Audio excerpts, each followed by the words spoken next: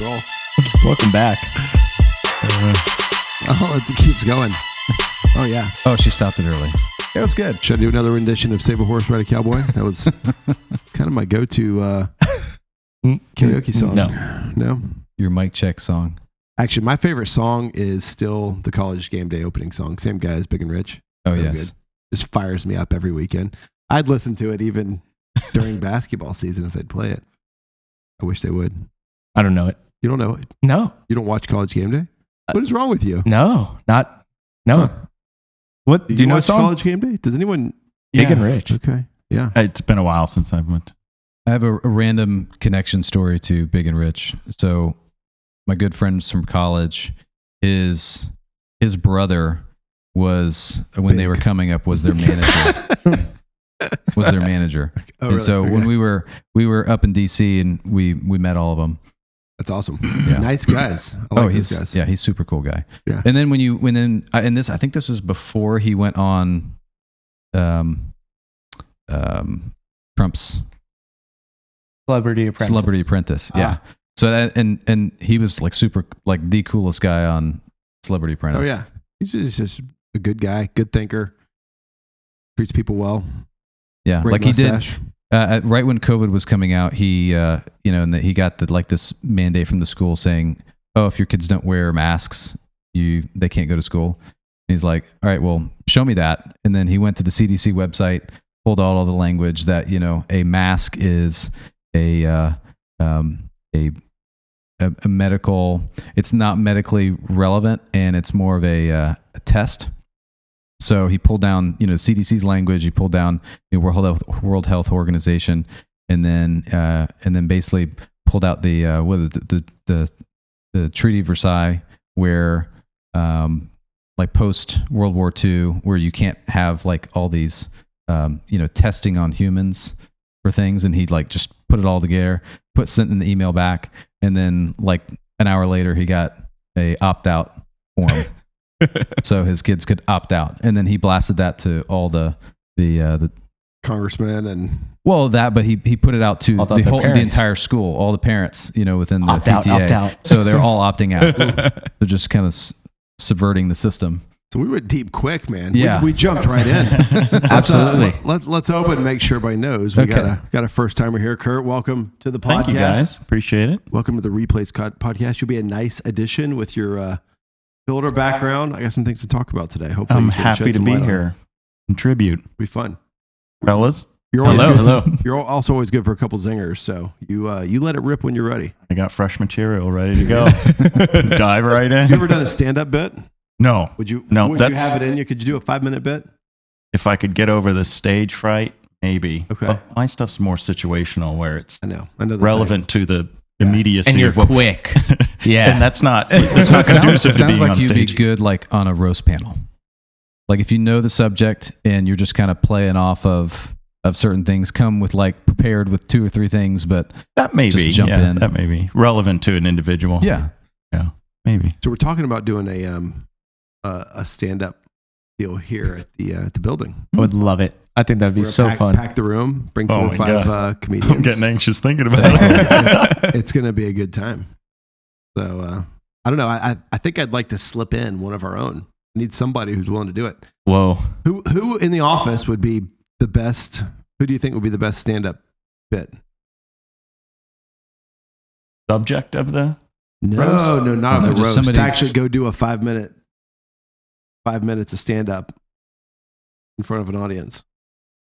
My vote is Garrett Turner. Garrett Turner. I think Okay. he'd be hilarious. I think he'd be good with like mannerisms too, and like working the crowd kind of. I just went to a stand-up comedian. He was working the stage. He was doing crowd work. I think Garrett would be good at getting people involved in conversation and Okay. being quick and fun. I think that'd be cool. I don't know if he'd like to do that, but Yeah, right. I think that'd be something that he'd be pretty cool at. That's cool. That's cool. Yeah, Let's there's throw like- Cody Palmer's name in the hat. Cody Palmer. Ooh, okay. okay. These are 2 I don't know that I was expecting, but I like I it. was actually I was thinking of one of the Codys.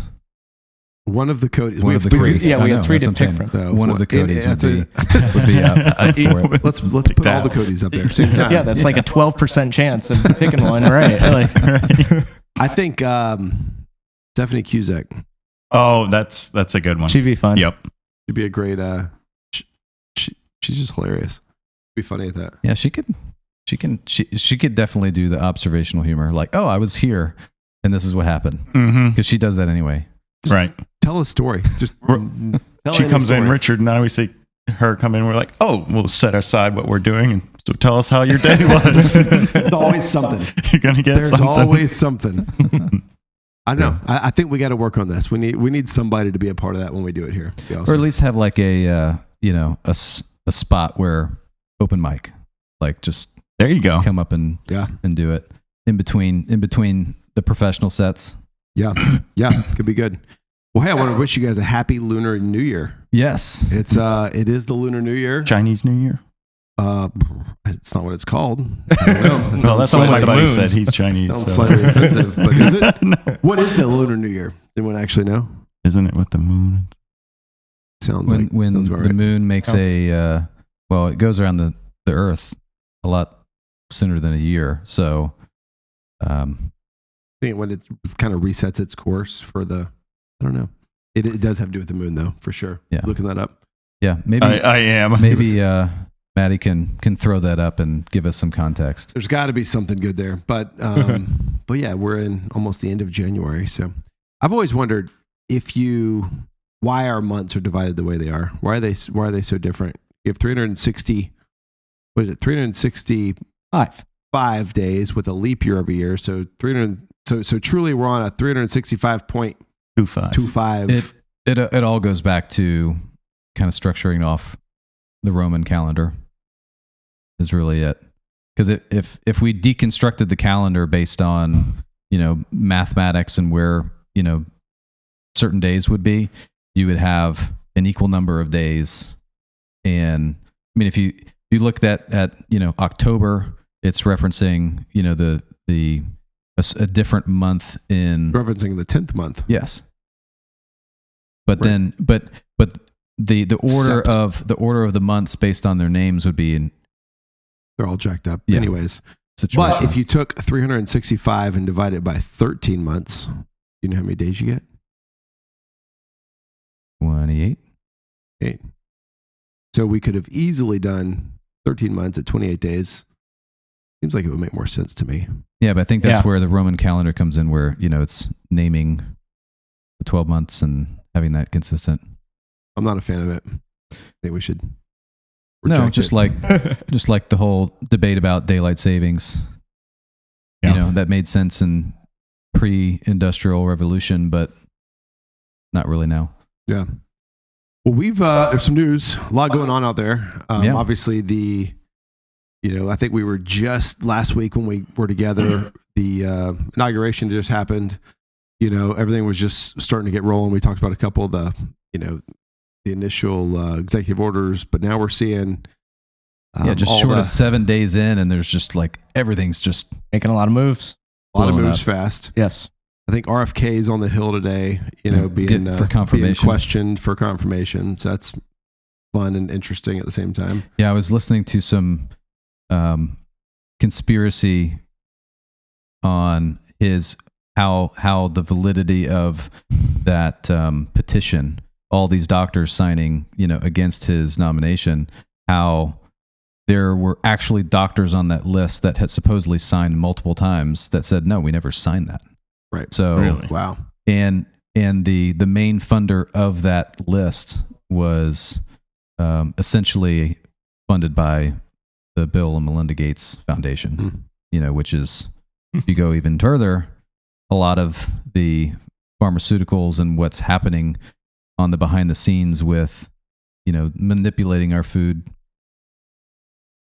system is that. So I think anyone who's against shining some daylight on some of this stuff, the way that things have happened, because if it's been done for good reason for a long time, that'll be shown as truth and transparent. But if there's any impropriety in terms of, how, why things have been used in food production, or who's actually signing off on them being good for you or required and necessary, right? There's been so many meetings in front of Congress, of even, let's say, the summer of last year, before really the election and everything, of a lot of these, people that are in the healthcare industry, that are doctors, that, have gone before these companies, and specifically Robert Kennedy, as how he went against his whole track record, and where he was anti-chemical, he was supporting the environment. So if you take that same equation and apply that to, he's anti what they put into vaccinations, not anti-vax, and then he's labeled as anti-vax, even though he's questioning some of the material that is in it. It's kind of a propaganda. And if you can't stand up to questioning, you don't need to be in the room, right? I mean, if you're the expert and you can't stand up to questioning, or you're going to tear somebody down based on, their lack of credentials, but yet you can't answer their questions, I don't have any trust for that. I don't have any need to hear what that person has to say anymore. There's plenty of experts out there that can have very good, well-qualified conversations. So I think this should be an open conversation, open in the air, get the information out there. People are smart. Like, we're not idiots. We need the ability to review some of this stuff and understand why some of these things are in place the way they're in. I think, it's that movement. I mean, it was that before really he came into the picture, but, with all these documentaries about, our kind of mass food production. So, there's several documentaries about how processed food is made and why it's so bad for you, and from eggs, from milk, from meat. It's what's food.com or Food Inc., something like that. It's a documentary on Netflix, and that was actually even taken down because there was so much backlash from. I don't know what to believe anymore. Yeah. Yep. There you go. All of it. I'm like, I don't know. So as a kind of parlay to that, I mean, what is your? It was just announced that the bird flu is in all 50 states now, and it's causing a huge supply demand issue, and just double-digit increases in cost of eggs throughout the United States. So you being a chicken egg lover. I'm a chicken farmer and egg lover. You're a chicken farmer, egg lover. Big egg over here. You're kind of. We're producing medium-sized eggs, actually. Yeah, I saw a meme where it was like this like period piece, in like Victorian dress of like people like standing up and looking, highbrowed over all the peasants that have to pay for eggs, and you can, have them made in your backyard. I was like, that's definitely Justin. It's pretty wild, because they didn't produce for 5 months or so, and now we only have 1 of 4 producing, but it's daily, like clockwork. And you got to talk sweet to the other ones. Oh, I go in there and you can do it. I still don't know which one it is that's laying it. Oh yeah. Kind of lays in private. Maybe you can bring some music. Maybe that'll calm them. Maybe it's stress. Yeah, our dog gets after him right outside the coop. Can't be good. But yeah. But those eggs, they can't keep them in. When it's time to come out, those things are popping out. Megan was telling me there was something posted showing like because they're constantly producing, and so they had, for lack of a better word, like filleted this chicken that had died, and in the just you could up. see them stacked up in different phases of growth, because they're they had like 4 or 5 different eggs in there. Produce one a day, it keeps growing and produces. It's kind of a wild process. How do you know it's only one producing an egg? You don't know which one. Well, coach, one, we're only getting 1 a day, and they're the exact same color. A lot of times the colors vary. Supposed to be based on like their peak color or something like that. So we're expecting one to have like a blue egg. Because you have 4 hens, but they're all different types of eggs that you got. They're all different types of chickens. But make different eggs. Yeah. So they are delicious. What came first? The chicken. The chicken or the egg? Well, Yeah. that's a constant question, but I think for us, it was the chicken. Well, to hear that it's We just bought baby reproducing. chickens. Okay. Yeah. So- Chicken first. Yeah. So when they are all producing, I mean, that's going to save you at least $300 a year. You wouldn't believe this, but I cook like 7 eggs a morning. Oh, Yeah. protein. So so we go through. Sounds like you need more chickens. We need more chickens. I don't think 4 won't be enough. Yeah. We'll have to take breaks. We'll have to like still supplement probably. Yeah. Because for us, it was like there was a period when we looked back probably 2 years ago, and I'm a big breakfast person. Like if I get to pick a meal, it's breakfast all day. I'd pick it. Absolutely. I'd eat eggs and bacon all day. If I could only eat one, I'd eat it in the morning. I'd eat breakfast in the morning. And then for dinner, you'd have a steak and an egg on top. I'm skipping breakfast. Would you skip Hot breakfast? take. And taking lunch and dinner. You too? Yeah. Okay. I do cook a steak quite often for breakfast. Though. So before this, I went and looked at for Orange County. It may be very based on county, but it's pretty open as far as, if you have to have a single family home, you have to reside there. There's all the zoning categories for being able to have a chicken in your backyard. It's pretty open. But they reserve it. They have a cap on the number that they will allow. So you have to apply and pay for the permitting and go through the state of Florida agricultural class and stuff like that. Sit on a quick, how-to thing, but it didn't tell you much. I don't think. I just thought it was like, it's a lot more open than you'd realize.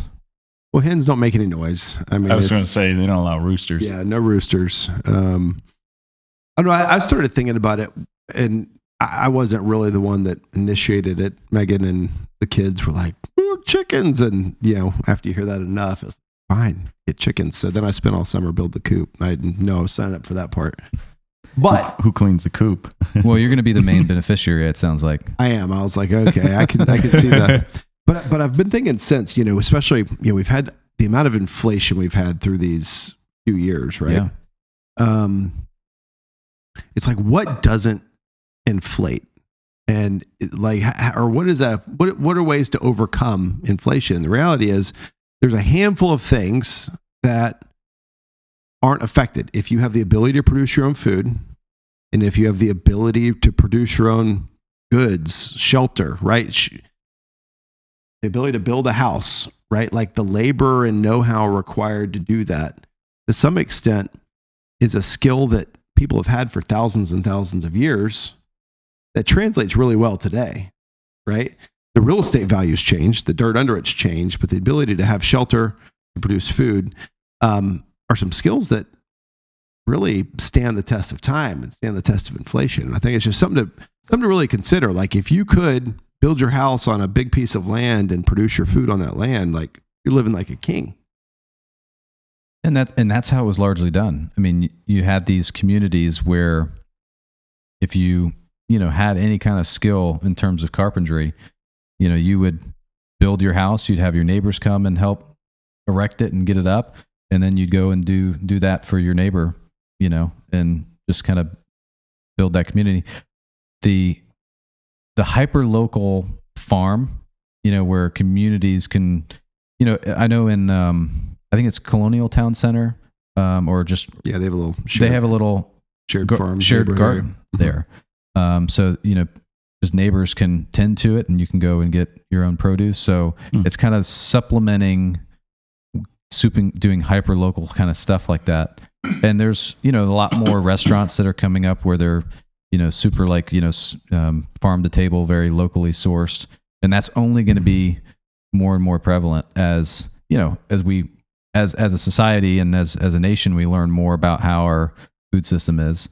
I hope that's one thing that comes from RFK's involvement is, and I think about this a lot. Like, so we were in Italy this summer, and we sat in some of these little hilltop towns in Tuscany. Been there for thousands of years. Where the history there is so cool. They predated the Etruscans, predated the Romans, right? And like stood strong for many, many, many years before being, essentially overtaken or becoming a part of the Roman Empire. But these towns still, to this day, a lot of buildings are there, but these farmlands were used for the good of the town. Like, it's not like there's massive distribution facilities there. You'd sit at a restaurant and you'd be eating the tomato and the meat, eggs, and the wine that was grown from places you could see while you're sitting there. Could you taste the difference? Oh my gosh, it was amazing. Yeah. Oh, you just felt with all of it, right? All of it was just So fresh. so fresh, so cheap. Oh, You okay. know, I mean, very cost effective. You'd have we spent a half of our trip. We spent a couple weeks in that Tuscany region. We didn't have a meal for a family of 5, and every one of them have a bottle of wine, sometimes 2, because the bottle of wine was, I swear to you, the first time we sat down, I had the menu, and I was like, "Is this by the, by the glass, or is, just?" I was trying to make sure I understood the menu. He goes, "We don't rip you off here," in his accent. Nice. He goes, "Everything's the bottle," and it was like, I'll have 3 2. to $7 bottles, Wow. all from the region. Yeah, I was gonna say, 'cause every it- variety. Great wines. Yeah, because it's so. I mean, they have. Well, there's no, but here we deal with everything. All of our wine, if you're drinking American wine, comes from the West Coast. Napa. So you've got the shipping, you've got the packaging, you've got the red tape overlays in I terms was of going to say what they compliance put in the costs. wine, and just all the additional stuff. Same thing with food. You can eat the same American meal in any city in America, right? We're not growing all of that here. Like, what would happen if it was more localized food? And think how big our country is. If Florida had its own, like, if we just naturally ate more fish and, citrus and, the certain kinds of things that we could grow here, it'd just be a very different cultural experience as you floated around the U.S., which I think would be very cool personally. Yeah, because right now we don't really have a seasonal way of eating. I mean, like, just you just hear over time, like, oh, that's in season or this is in season, but you don't. Well, they have to replenish eat. strawberries when they're not growing here. They're growing them in Mexico or California, right? It's like we just keep bringing in all the same stuff versus if it was localized, it would be very seasonal, which would be, I think, quite cool. So I want to share something because we were talking about inflation, and kind of cost of things over time. A lot of people have these, thoughts with like, oh, my grandma paid $22,000 for the house, and I'm always like, yeah, I know, but like, a Coke was a penny. Yeah, what's the context? So like, Yeah. tell me more. But it was kind of cool. We yesterday closed on my wife's grandmother's house. She passed away a year and a half ago. So the family, my wife's aunt and her kids did a renovation on it, and we listed it and sold it. And so when at closing, her aunt had brought the original mortgage document Wow. Oh, wow. from 1968. Okay. So get this. So 1968, they bought it for $22,300. Nice. Little ranch in Winter Park. Yeah. The original mortgage payment was $172 a month, $172 with principal and interest. So I started thinking, okay, this is one we have context for both sides of this thing, right? So let me play with these things. 1968, home price was $22,300. This year, we sold it for $460,000. Great. So to kind of balance the field, they renovated it and then they bought it pretty much new right at that time. So both in good condition, really good condition for the time in which it was purchased. Because a lot of times when we look back on these things, it's like you've got appreciated asset, right? And you're not factoring those things, but this is really just kind of a growth in value. So the increase was almost 2,000% over that period of time, 1,964% growth from 1968. The CPI, so I was like, okay, well, what did the CPI do over that time? It grew 803% over that time. So it grew less than half of the value that the home grew. Interesting. So, okay, well, what did the median household income do from 1968 till the last kind of report we had on this was 2023? So in that year, the average, the median household income was $7,005 per year. Wow. Well, so that's So- well above the median. $172 payment out of, somebody do that math. What's that work out to? Out of, let's see here. Oh, I've got that actually. Let me keep going. I didn't read all my stuff. So that would be on a monthly income of $584. You paid $172 towards your mortgage payment. That DTI is almost 30%, 29.5%. So grandma was paying 30% of her income Right towards there. the house, assuming, right, she meets that kind of median average. In 2024, the average monthly income, $6,717, estimated mortgage payment of $2,500. The DTI would be 37%. So it's kind of interesting looking over the course of that kind of time and seeing, okay, because we all say, man, we feel like everything has gotten so expensive. But in this case, it has, right? It's gotten more expensive than other things in your life. The cost of housing has changed. Mm-hmm. So it's a as us three of the four sitting here today, you know, we are in the real estate market and say, hey, appreciation outpaces inflation. And I mean, just that's a Absolutely true. very Now, good example. yeah, and the kicker of that is, okay, well, what does income do as a result? My belief is that income is actually a lagging factor, right? It lags cost growth. Because as things get more expensive, we've seen it over the last few years, right? I sit on a couple boards and we've had to look at pay relative to, you know, cost of living increases. And we're saying, hey, cost of living's gone up 10% since Yes. we looked at this last. We need to reassess our pay structure, right? And so that's a secondary issue to cost increasing. Yeah, right? that's So the a lot of force. times- That's the force that drives income upward. right. So, and that's just kind of a function that takes time to, when you watch minimum wage, like that thing moves in time, but only as a function of, I can't even afford to live for that paycheck. Therefore I can't have that job. Right? Yeah. So they have to naturally kind of grow that. So I don't know. I thought it was just a super interesting, you know, kind of experiment looking at a real one product that hadn't been sold since 1968. What happens over time? The other thing I was thinking though is Winter Park's, I'm certain changed over that period of time. You know, it's like, you know, the old idea of buying land.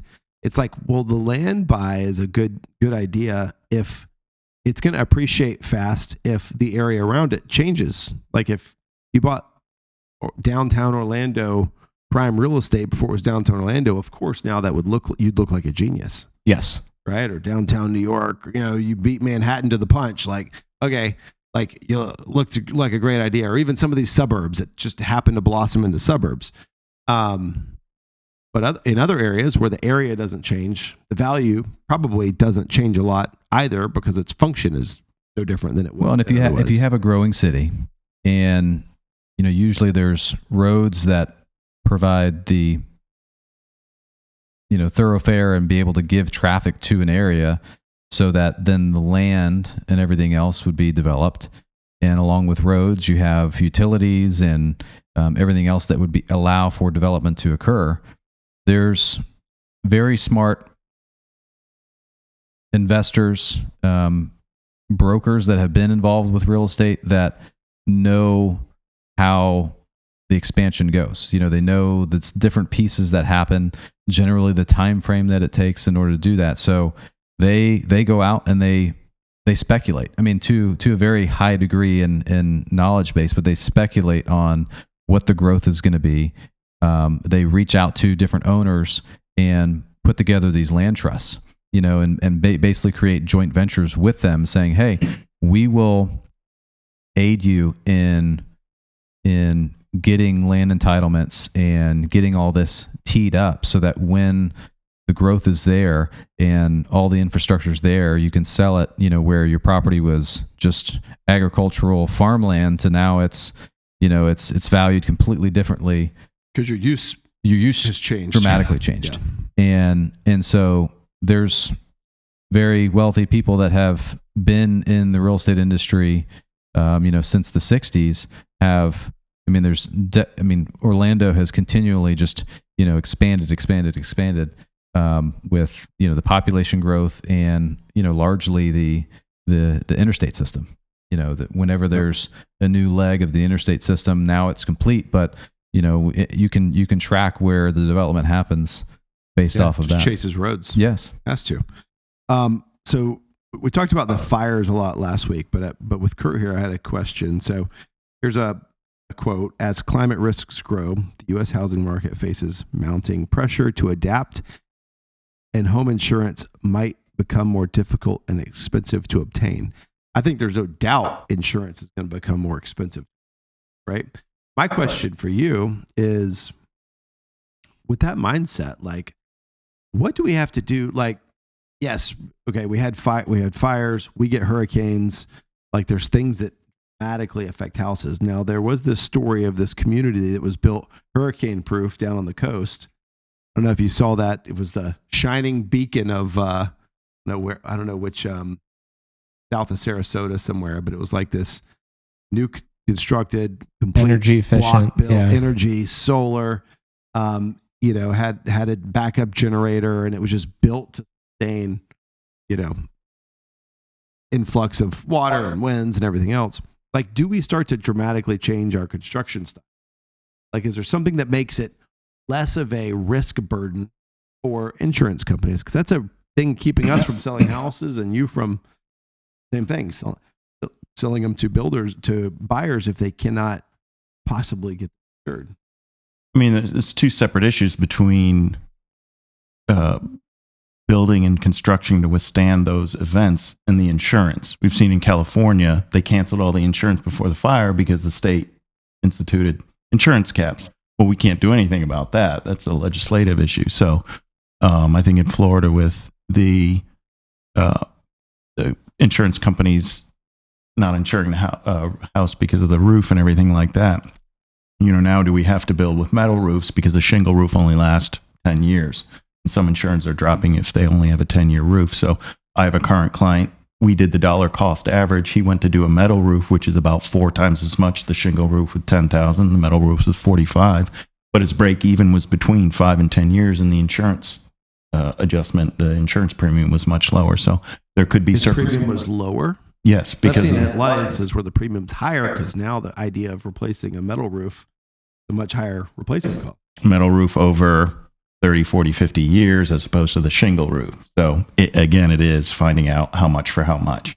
And so in his case, he did get the quote, and I think the quote was about half or something like that. So they are adjusting that differently. So there are circumstances where in that case, there's definitely things that we can do. Well, and there's material is going to continually advance to be better.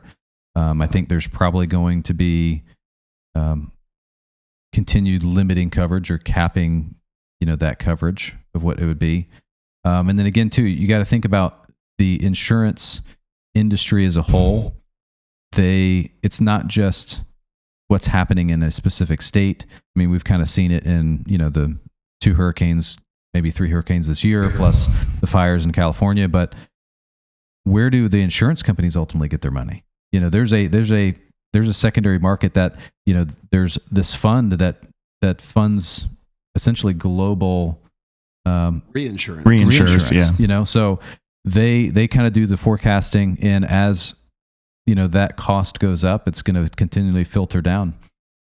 Yeah.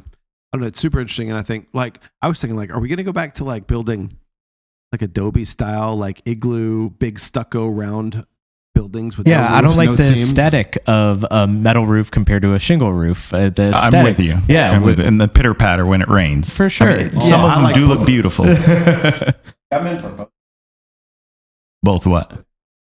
Oh, with the metal. Mine might go out. Oh, there you go. Well, see, my father just put a metal roof on his house, and he transitioned from a barrel tile roof to a metal roof, but it was a composite. It's panels that are like this big, and they are made to look like shingle, but they're actually metal panels. Oh, sweet. That they intersect. So it functions like a metal roof in terms of material, but it still has the asphalt grit on it like a shingle. So it's interesting. And it was less expensive than putting on a new tile roof. It's like I'm sure we'll continue to see evolution in terms of product and what insurance companies are liking, and because that's all that's coming down to now. I mean, that's an absolute requirement for anyone financing a house, right? So where they're directing the right, and it's silly things, and you wonder why they get so tedious on some of these things. But water heaters, there was and it's still this way, but there was a period there where it was like, if it's not under 10 years old, you got to replace it. And it's like, well, they're at least a 15-year life expectancy, most of these.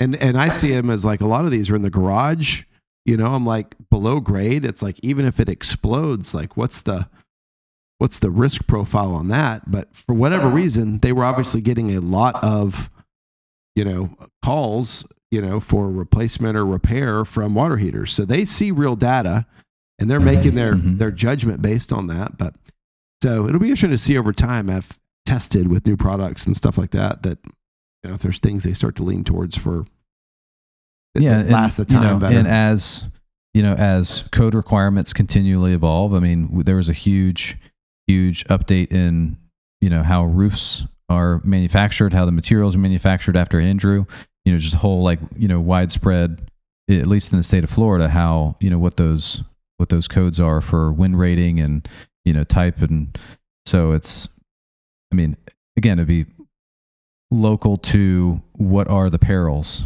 that, that specific region has. Yeah. Let's talk about this. Kevin, you shared this article about this company called Rome that's really pushing for assumable mortgages, right? And so it's something that allows you to search for properties. Yeah, it's essentially a meeting place for sellers that have a specific mortgage that can be assumable. So they're either USDA, they're VA loans, and maybe some Fannie Mae loans. But it's a way to connect a seller that has a qualifying mortgage with a buyer that would want to take over a lower interest rate. And I know that Tony has actually run some numbers on a specific scenario in Orlando. Yeah, I was interested to see, because you posted this website. I think it sounds good. The app is very user friendly. The way it looks is so I plugged in our location to kind of see what's available in downtown Orlando and found a condo. It's a 2-bedroom condo. And at the start, it has a 7% crossed out, which looks really good. And you can assume a 2.375 rate. It was a VA loan. So obviously sub 3 rate really looks good. And the way they showed it was, once again, a monthly payment, principal of interest crossed out was $1,164 and a new payment of $719 in big letters. So obviously, running the numbers, that's a $445 per month savings, which obviously sounds great to everybody. But what's interesting is smaller is where you see the purchase price. In this case, this 2-bedroom condo listed for $325,000.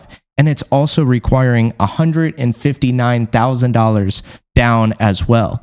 So you would have to put a substantial down payment down, which I would assume not many people are putting 40, you're 50% having down. To buy out the equity position of that owner. In order to get that assumable rate, which obviously sounds very desirable. So I thought that was interesting. Looking at it on the real estate side, I looked up where this condo is. It's just up the road, about a couple miles. There's 4 active units in there, 2 of which are below $300,000, and the most recent sale for a 2-bedroom is $294,000. So it's almost like the seller is demanding or declaring their price, which we can get into details. It seems like $325,000 is well over where the market is saying that this property is worth. So a seller saying, hey, I will sell my property for an elevated price, but somebody's going to have to assume my payments as well. So I thought it was an interesting app idea. I definitely like the ability to give people a way to get these lower rates, but I'm not sure everybody's into it. And also, not to mention a $418 monthly fee. So a lot of the What's the fee for? condo, it's a condo association. Yeah. So they're only showing you the lower numbers, what could look the best, when you get into the nitty This, I was gritty, like, because Zillow kind of came on as a very revolutionary, like, okay, you're gonna just state what the value of my house is, but as we see interest rates, continually being high, and it was just announced that the Fed is not going to, they don't expect to cut rates for the foreseeable future. So you'll start to see these options play out, where like in the 80s, there was, if you could do it, be able to structure seller financing, and you had private owner to private owner be able to make these deals to sell things because the interest rates were so high. So, on the commercial side, that happens a little bit more prevalently where, there is a built-up of equity. Maybe you've owned a property for a long time, and in order to get either A, your number, or B, be able to sell it at the right time that you need it, is doing a private money mortgage or seller financing or another kind of creative loan in order to facilitate the sale is now more on the table than ever because of the constraints of financing. Yeah. I don't know. Has anybody seen a assumption go through, like a true assumption? Because we've looked into it. I mean, there's a lot of options. I mean, all they're doing is saying, here's all the loan types out there that are available for assumption. Even if they are assumable, it's like you still have to get approval, not just qualify, but get approval from the servicer to actually make the assumption happen. So I know there's been a lot of cases, specifically with VA, with a lot of folks trying to assume VA loans, and the VA, or at least the servicers on these particular loans, seem to just not pick up the phone. Yeah, like because there's zero incentive for them to want that loan to be assumed.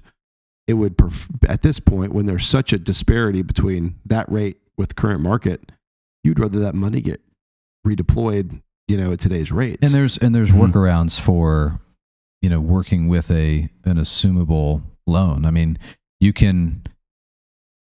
It works in a specific situation where, let's say, the seller needs to sell, market values at like 300 and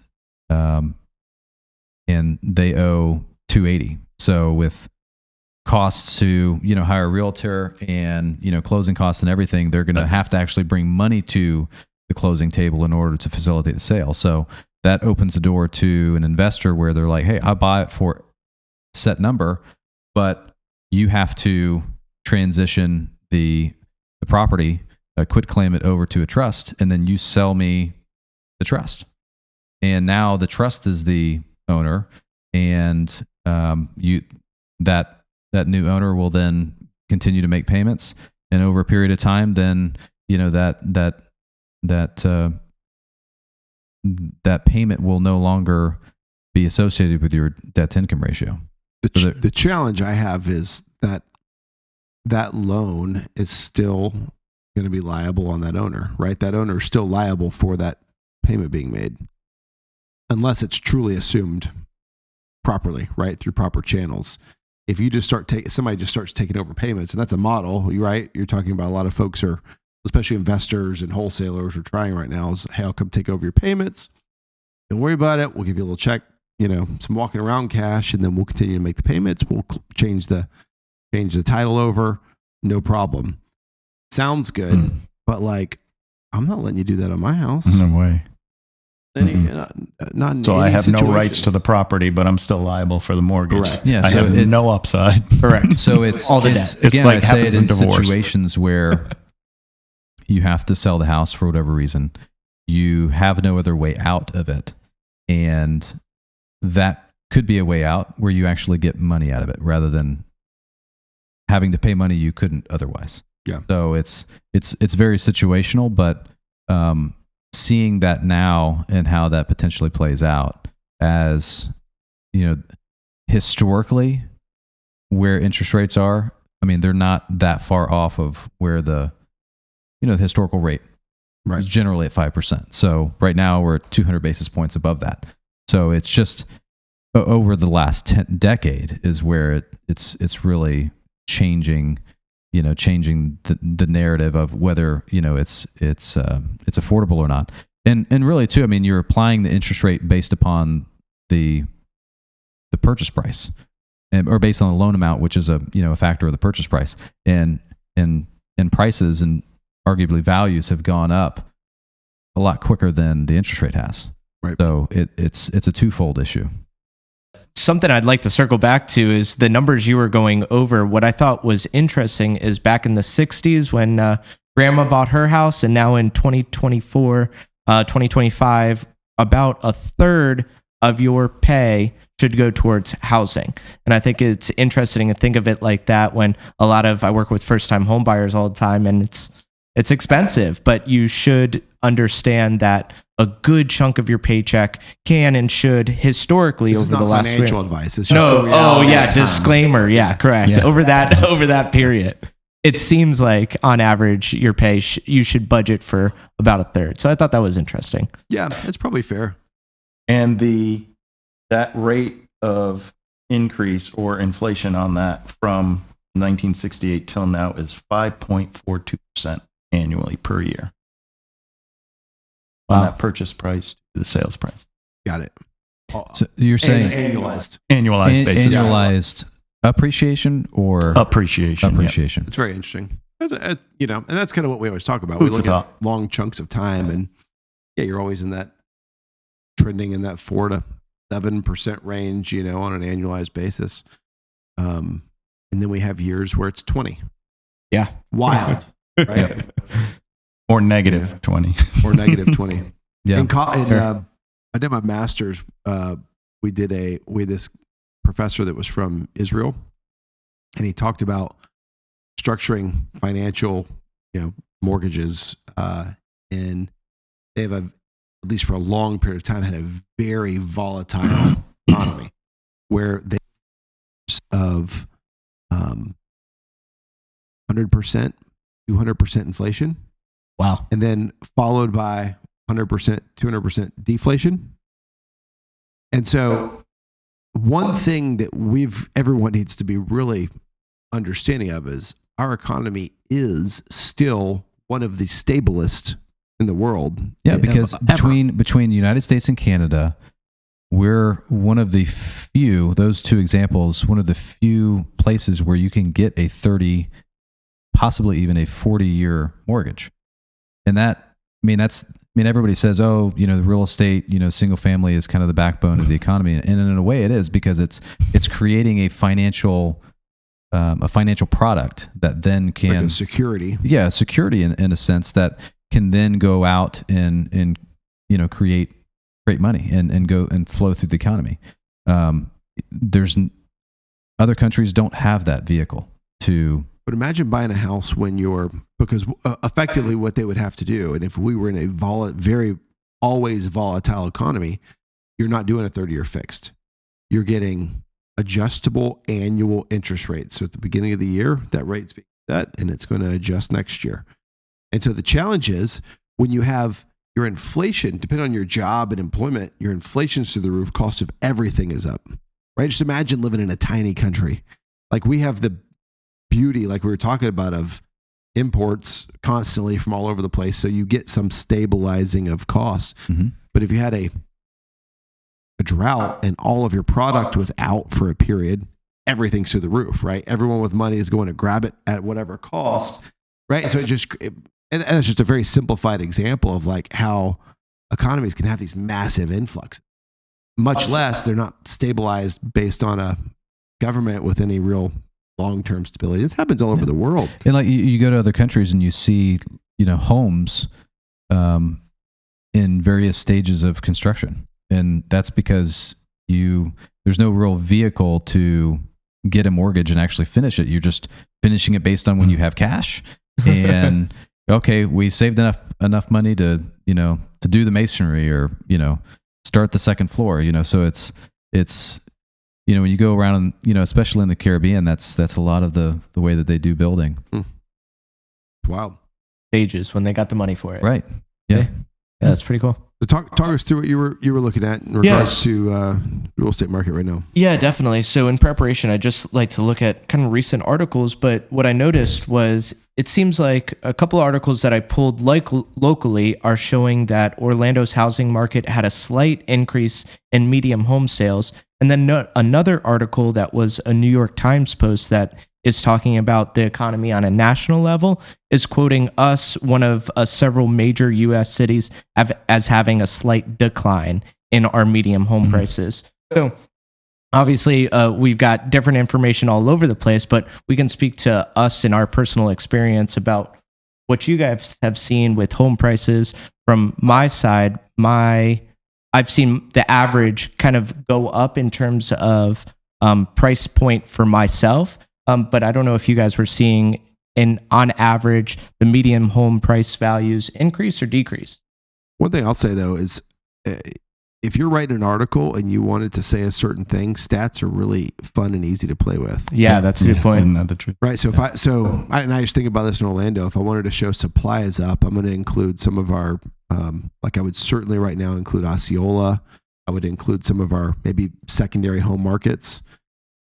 And that's going to be true, right? There's a lot of, just with credit card debt and everything else through the roof. Like you're going to see some of those markets with more homes sitting on the market and not selling. Yeah. Or you're going to say, hey, there's this, there's several home builders, and I can even go down in that regard where, there's there's announcements of several very active home builders in the Orlando market that have said, hey, we're going to be delivering this many homes in the next quarter, next 2 years. And if you're looking at stats, you're going to grab those and bring those into the equation of showing that there's all this supply that's coming on. So yeah, I mean, you can make the numbers say what you want. And then median is interesting too, because it's it's not average, and even average is like if you have certain markets moving, right? If you looked at primarily, Lake County right now, there's a lot of very affordable housing out there, new construction that's being built. I mean, you can go out there and get a brand new house right now for low threes, and like otherwise you're in Orlando and you're like, where do you get a reasonably priced house around here? It's just not existent. But there are markets in our, 3-4 county area that are very cost effective. Well, and they swing drastically with, okay, well, what's the average or median sale price for this specific area? It can be completely different. It could be 3 times, another area that you look at, right. So it's and that's why I say property values in general, there's going to be that correction, so back to your point about numbers is you have to look at the specific market that you're talking about. What does that have effect on? And then on the commercial side, you're looking at asset type. And so you usually break it down in that way where you're talking about, okay, what are the trends or the either the headwinds or the gains that are going to be made for this specific asset type. So like industrial has been, and similar to residential, it's had massive gains of appreciation and just a lot of activity because there's been that transition from retail value, the functions of companies and how you get access to customers, now moving to, direct to consumer, a lot of these, the direct shipping. So the retail presence has shifted to, hey, we can just do our operations through warehouse, sell through, all of the social media and website platforms and be able to, ship it directly to consumers. So there's a shift in value based on how property's used and how buying tendencies and how the just economy functions. So different assets tend to go up or down based on what's happening.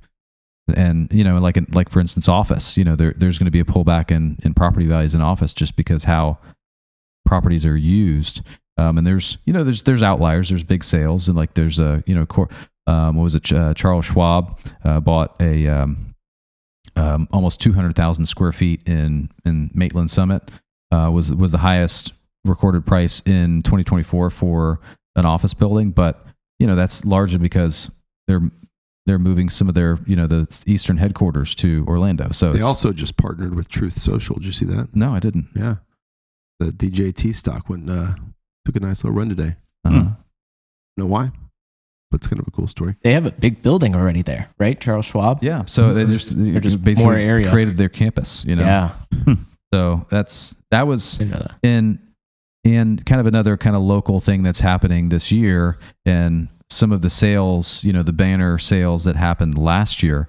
What was it? The Hyatt Regency in Orlando, right off of International Drive, sold for $1.07 billion, and that is kind of a evidence to that much money going in and buying that type of hotel is they're very bullish on what's going to happen with Epic Universe, as Universal opens that and expands, they see, okay, well, the convention center is going to continually grow as there's more money and traffic and everything being pumped there.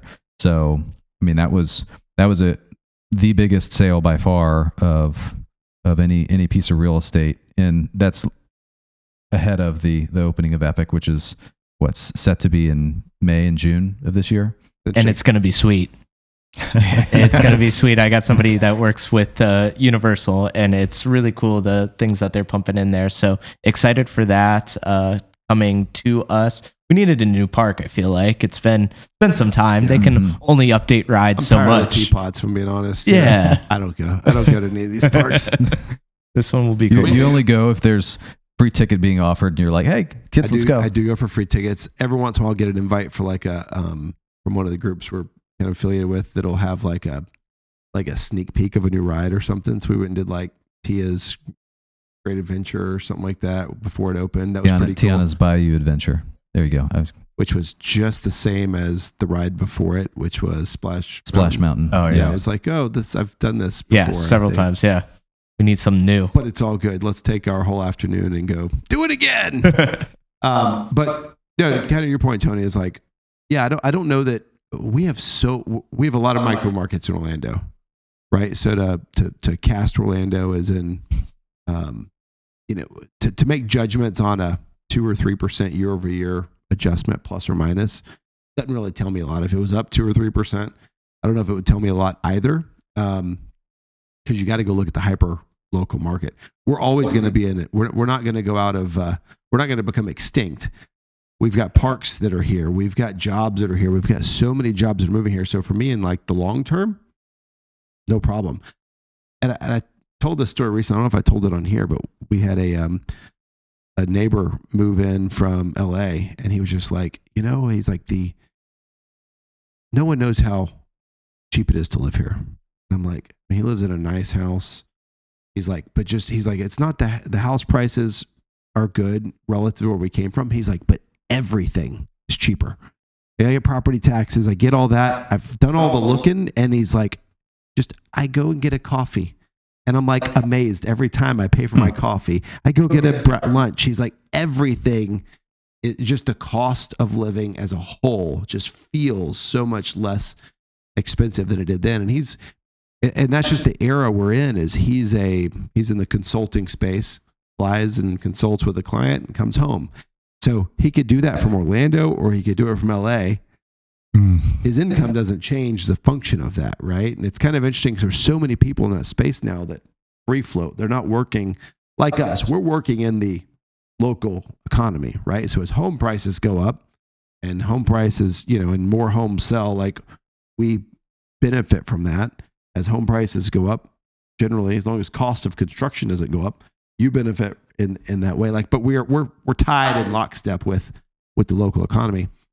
Everyone's not, and so you can't look at it through just this one lens from our perspective, because it's just not how the world's working anymore, and that's going to continue to be that way. That's very true.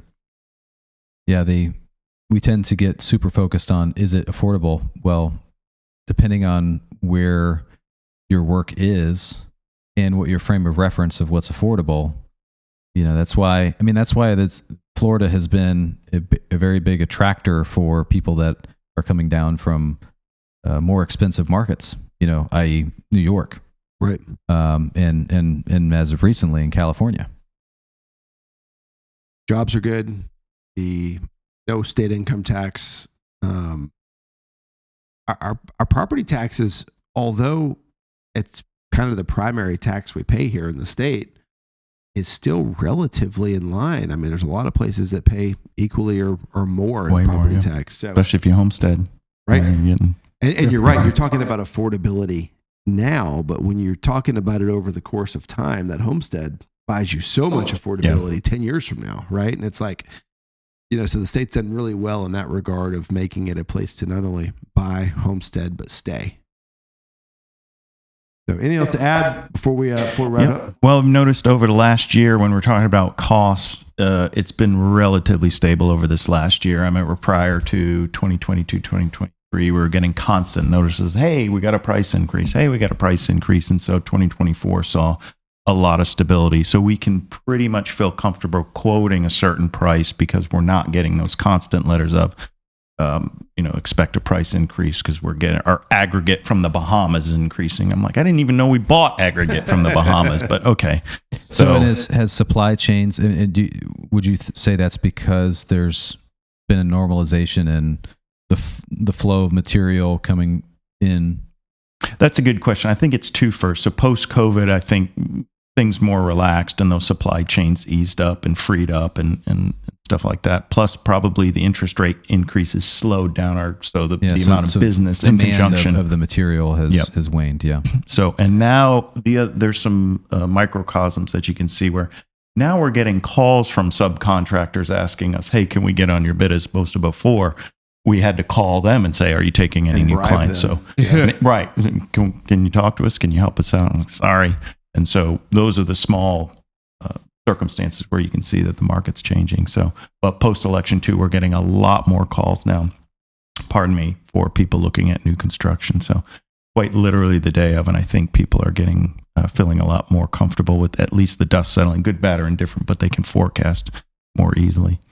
That's good. So to Kevin's point, did you see the cost receipt? I know we watched kind of lumber prices. I mean, it was a big driving factor, right? When it was just like through the roof during COVID, and then it settled a little bit. Did anything else really settle, or did your it just commodities? stabilize? Your commodities probably stabilized and or lowered. Your labor price probably just stayed the same, meaning they weren't. Even my drywaller sent back and it's like, hey, off of $16,000 package, they dropped $100. I'm like, I'll take it. Yeah. In this market after going through COVID and getting our teeth kicked in there, that's it's good, at least for them to volunteer that as well, because sometimes they'll say, oh, there's no price adjustments when you ask them to reprice this. And no, that also means, did the price go down? Don't just keep it stable. But come on, cut me some slack. But I think that's going to maintain because we're talking about price appreciation. So the labor numbers and the hourly wages. And is it typical? I mean, obviously, maybe not over the past few years where there's continual increases in material costs, but is it typical to include a clause for those increases? COVID and post-COVID, yes. Before that, we never heard of anything like that. Really? But now it's in the contract. And do you think that's something that's going to stay, just as a protection from the builder? I can say for me, yes. Mm-hmm. I'm always going to say you have that scar tissue there where now I have to insulate. How many guys went out of business because of that? You don't forget those kinds of things. That leaves an everlasting scar and a fear there. That all just gets passed down. But when the suppliers started doing that, it was like they couldn't forecast availability of some of the product, right? So by the time it was rolling off the ship, and available for distribution, they didn't know what the cost was going to be. No, and it's not to blame on them. They couldn't forecast it either, but we have to protect ourselves. So I tell my clients, you're paying me to build the house. I'm not paying to build your house. So what is, you don't have to get up, but what's it cost under to build $2 million new home, 3,000 square foot in Florida, not counting the land? between $150 to $200 a square foot. I was going to So say, I hope you're reporting Yeah, it give in a the square range. foot. Yeah. 'cause Oh, that yeah. helps in So terms of- because when you're talking about the different locales where I build a lot in Wedgefield, we have a lot of lot circumstances and contingencies that we have to deal with. Clearing, excavation, especially fill. The last job, it cost me probably $50,000 to $60,000 in cost just for fill and grading. Where you might have a quarter acre lot in Deltona, that might cost you 10. And so there's a lot of circumstance there where somebody says, well, how much does it cost to build? I said, well, how much does a car cost? Well, what kind of car? Exactly. I mean, what is included and what size? A 2-story, 3,600 square foot home is much cheaper to build than a 1,400 square foot. So relatively dollar for dollar. That's why when you say that, it's like I've told people, I don't quote prices anymore. I can tell you which each individual model costs on your lot, excluding these items, circumstances that I can control for outside of that. And that might be in Wedgefield. When you say that, take all that stuff out. Between the lot and the impact fees, Seminole County's $14,000, Orange County's $29,000. So you're talking about more than double in a difference in county. And then it's the most regressive tax, but that's a conversation for another day. But in Wedgefield, between lot clearing, grading, and filling, that's $150,000. Wow. And so where you might have a $20,000 lot, quarter acre lot somewhere else. So there's some major costs. That's not including your well and your septic and your water system. That's another 40. And so there's so how do you carve up that $150, $200 a square foot? What's really baked into that number? Is it essentially Foundation, just roof, walls, paint, Yeah. light fixture, cabinet, yeah? So kitchen. everything, We're gonna count. so everything ahead of getting to that stage is associated with the land in a way. I was thinking we should do a construction company called just vanilla. Just build very vanilla houses and let people finish them. Did you get CO without like all the lights and stuff? Sure. You just cap them. Cap them all? Yep. I feel like that'd be so much. People are like picking out all these things in advance. It'd be like, Here's your box. here's a You can- big empty box. Come and bring your finishing. I've crew got in. a smart aleck comment for that, like right away. I was just going to name some builders. They're like, no, they already do that. I was They like, do. They just put a little color on the carpet and Yeah. a little speckle on the. your the old white. 1980s Granite. glass fixture up there. I'm just like, oh, Yeah, you're right. You're right. It does happen. it's brutal.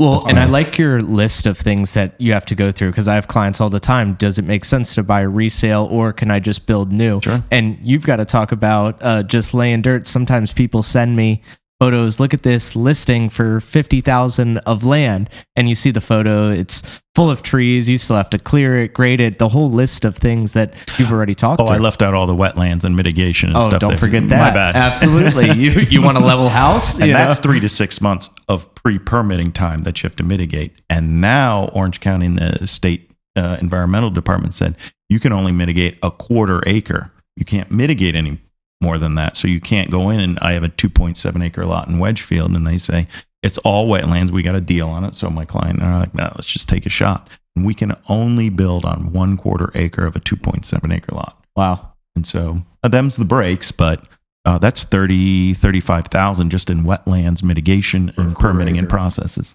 for 1/4 acre. And so we haven't even put a bulldozer on the lot yet. That's wild. All right, guys. Fun. Thanks for doing it. The old Thanks for having me. well. I guess that's it. Good job. That's it. Till next week. This is There she awesome. goes. She sees us out. There you go. Oh.